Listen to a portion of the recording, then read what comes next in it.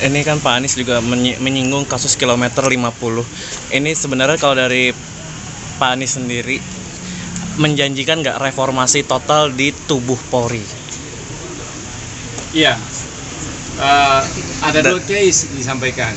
Satu KM 50, kemudian Kanjuruhan, kemudian disinggung juga kasus demo yang anak-anak meninggal protes kemenangan Pak Jokowi pada tahun 2019. Tidak terusut, mereka tidak mendapatkan keadilan. Ya.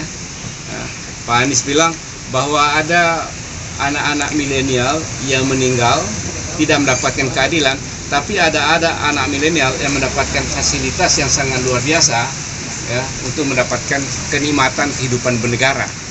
Nah, ini ketidakadilan. Karena itu sampaikan bahwa tidak boleh terjadi kasus seperti itu. Apapun kasus pelanggaran HAM yang terjadi akan terjadi seperti itu,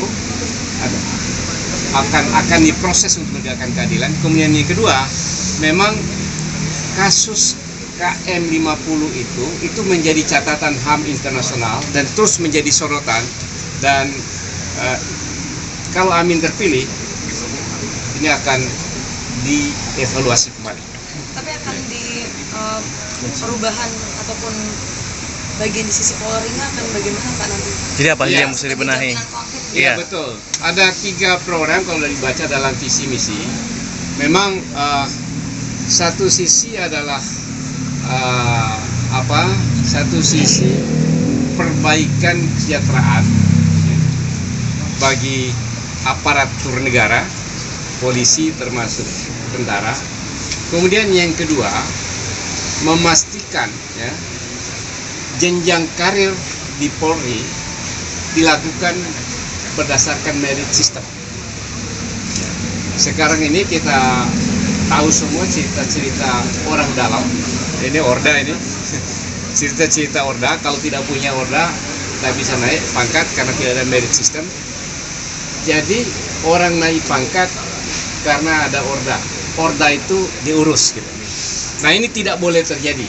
Sehingga siapapun yang memegang jabatan di Polri itu berdasarkan merit system tanpa Orda.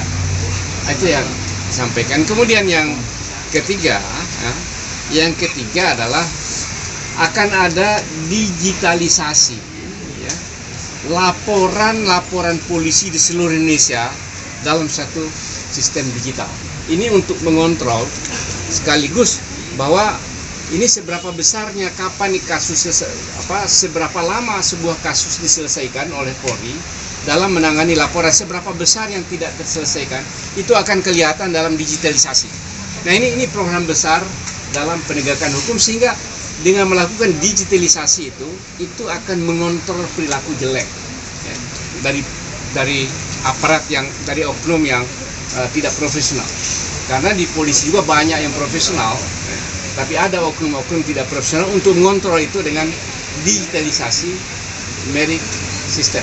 Kemudian yang ketiga adalah memastikan, ya, penegakan etika di Polri. Jadi akan diperkuat apa yang disebut dengan propam. Nah, jadi itu langkah-langkah perbaikan di kepolisian dalam rangka penegakan itu. Oke Pak, dan terakhir persiapan debat keduanya seperti apa untuk Caimin sendiri?